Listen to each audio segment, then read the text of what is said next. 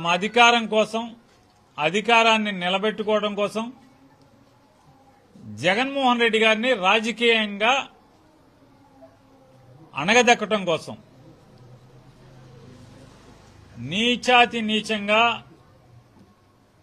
సాక్షాత్తు కలియుగ దైవమైనటువంటి శ్రీ వెంకటేశ్వర స్వామి యొక్క ప్రతిష్టని, భక్తుల యొక్క అపారమైనటువంటి విశ్వాసాన్ని మంట కలపటానికి కూడా ప్రపంచవ్యాప్తంగా కలియుగ దైవం వెంకటేశ్వర స్వామి అంటే, లేదా ఆ వెంకటేశ్వర స్వామికి నివేదన చేసినటువంటి చిన్న మెతుకైనా సరే అది స్వీకరిస్తే జన్మదైన్యమైనట్టుగా భక్తులు భావించేటువంటి తిరుమల తిరుపతి యొక్క స్వామివారి ప్రసాదం. అంటే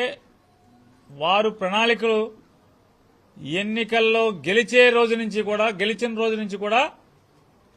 జగన్మోహన్ రెడ్డి గారిని అణగదొక్కాలంటే, జగన్మోహన్ రెడ్డి గారిని ప్రజల్లో లేవకుండా తొక్కేయాలంటే అయితే హైందవ మతం, ఆ హైందవ మతంలో శ్రీ వెంకటేశ్వర స్వామి వారి యొక్క పేరును అడ్డం పెట్టుకు తొక్కాలనేటువంటి ప్రణాళికల్ని ఎన్నిక గెలిచిన రోజు నుంచే వాళ్ళు ప్రారంభించినటువంటి పరిస్థితులు మనకి మొత్తం ఇవాళ వెనక్కి తిరిగి చూసుకుంటే అవగతం అవుతున్నాయి. నారా చంద్రబాబు నాయుడు గారు ముఖ్యమంత్రిగా 4వ తారీఖున, అంటే లెక్కించబడి గెలిచినటువంటి ముఖ్యమంత్రిగా, ఎలక్టెడ్ చీఫ్ మినిస్టర్గా 4వ తారీఖున ఆయన డిక్లేర్ అయితే 12వ తారీఖున ఆయన ముఖ్యమంత్రిగా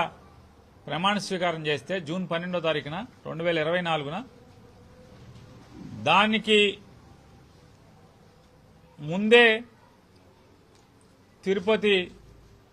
ఈఓని, జేఈఓని అందరినీ విడుదల నుంచి తొలగించడం, చంద్రబాబు నాయుడు గారు 12వ తారీఖున ప్రమాణ స్వీకారం చేసి 13 పొద్దున్నే